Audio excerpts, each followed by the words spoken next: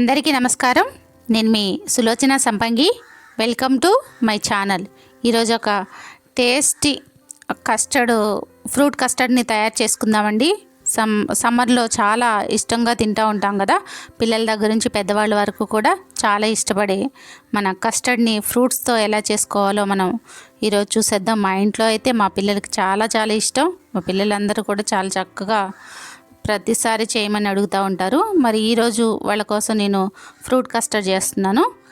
దీనికి custard powder వచ్చేసి ఒక 3 టేబుల్ స్పూన్లు అండి తీసుకున్నాను ఒక బౌల్లోకి. అలాగే ఒక చిన్న కప్పు పాలను కలుపుకుంటున్నాను. దీనిలోకి ఉండలు లేకుండా కలిపేసుకోవాలి. ఫస్ట్ ఈ పౌడర్ని పాలతో కలుపుకొని పక్కన పెట్టేసుకోవాలి. చిన్న కప్పు అయితే సరిపోతాయి అన్నమాట మనకు పాలు.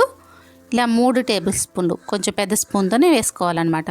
ఇప్పుడు 3/4 లీటరు పాలని వేడి చేసుకుంటున్నాను. స్టవ్ మీద బాల్ని పెట్టేసి 3/4 లీటర్ పాలని పోసేసి అవి కొంచెం మరిగేటప్పుడు పొంగొచ్చినప్పుడు ఒక 4-5 స్పూన్లు షుగర్ వేసుకుంటున్నాను. అంటే మన టేస్ట్కి సరిపడా స్వీట్ ఎంతైతే తింటామో దానికి సరిపడా మనం షుగర్ని వేసుకుంటే సరిపోతుంది. ఇలా కొంచెం షుగర్ అంతా కూడా కరిగేదాకా కొంచెంసేపు పొయ్యి మీద మరిగించాలి. ఇలా మరిగేటప్పుడు మనం కస్టర్డ్ కలిపి ఉంచుకున్నాం కదండి పౌడర్ని, ఆ మిల్క్తో కలిపిన కస్టర్డ్ని ఈ పాలల్లోకి వేసుకోవాలి, మరిగే పాలల్లోకి వేసుకోవాలి. ఇలా చూడండి, మొత్తం అంతా కూడా ఇలా ఉండలు లేకుండా మంచిగా కలుపుతూ మిక్స్ చేసుకోవాలి. ఇలా మనం ఒక 2 మినిట్స్ ఇలా కలిపామనుకోండి కొంచెం థిక్నెస్ వస్తుందన్నమాట. స్టవ్ మీద సిమ్లో పెట్టేసి మనం ఇది చేసుకోవాలి. ఇలా చక్కగా దగ్గర పడుతుంది చూసారా. ఇలా ఒక 2 మినిట్స్లో మొత్తం అంతా కూడా దగ్గరకు వచ్చేస్తుంది. ఈ కన్సిస్టెన్సీ మనకి సరిపోతుందండి. ఎందుకంటే మనకి ఇట్లా స్టవ్ మీద ఇలాగే అనిపిస్తుంది, కానీ చల్లారాక థిక్గా అవుతుంది. ఇలా ఆపేసుకున్నాం కదండి స్టవ్. కొంచెం చల్లారిన తర్వాత ఇలాచీ పౌడర్ వేసుకుంటున్నాను. నేను 1 స్పూన్ ఇలాచీ పౌడర్ వేసాను. ఇలా మామూలుగా కలిపేసుకుని ఇప్పుడు ఫ్రూట్స్ అన్నీ కూడా కట్ చేసి పెట్టుకున్నానండి.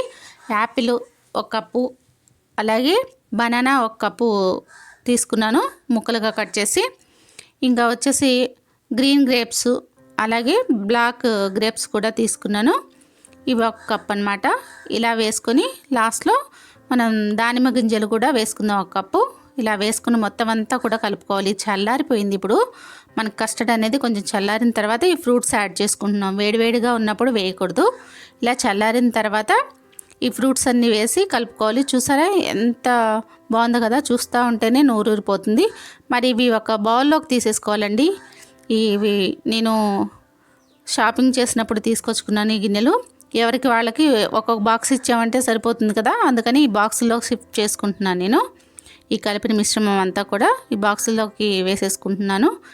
ఇలా చక్కగా 1 గంట సేపు అనేది మనం ఫ్రిడ్జ్లో పెట్టుకుంటే ఈ కస్టర్డ్ అనేది థిక్నెస్ ఉంటుంది, అలాగే కూల్గా కూడా ఉంటుంది కదండి. ఈ సమ్మర్లో చాలా చాలా టేస్టీగా, అలాగే పిల్లలు చక్కగా ఎంజాయ్ చేస్తూ తింటారు.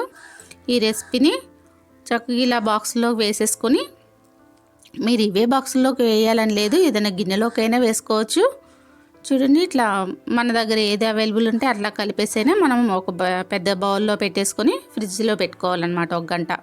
ఇలా నేను బాక్స్లో పెట్టుకున్నాను. ఈ బాక్స్లో పెట్టుకొని మూతలు పెట్టేసుకుందాం. వీటికి క్యాప్స్ కూడా వస్తాయి కదా. ఈ బాక్స్ని ఫిల్ చేసేసి మూత పెట్టేసుకొని ఫ్రిడ్జ్లో పెడదామండి. ఇలా చిన్న గిన్నెల్లోకి కూడా వేసుకున్నాను. గాజు గిన్నెల్లోకి నేను ఒక 2 కప్పులు వీటిలో వేయగా మిగిలింది ఆ గిన్నెల్లోకి కూడా వేసుకున్నాను. ఇలా కూడా మనం ఫ్రిడ్జ్లో పెట్టుకోవచ్చు అన్నమాట. ఇట్లా చక్కగా అంతా సర్దేసుకున్నాం కదా. ఇప్పుడు వీటికి క్యాప్ అనేది పెట్టేద్దామండి. మనం క్యాప్ పెట్టేసి ఆ సైడ్స్ ఉన్నాయి కదా వాటిని ఫిల్ చేసేద్దాం.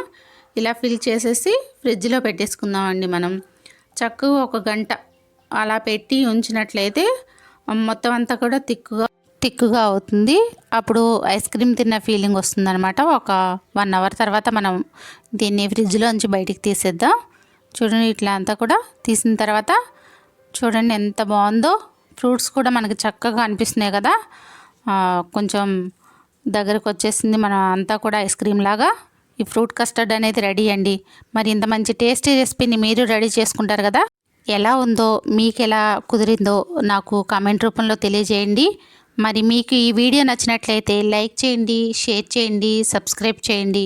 మీకు తెలిసిన వాళ్ళతో, మీ బంధువులతో చక్కగా సబ్స్క్రైబ్ చేయించండి. మరి నా వీడియోస్ ఇంతగా ఆదరిస్తున్న మీకు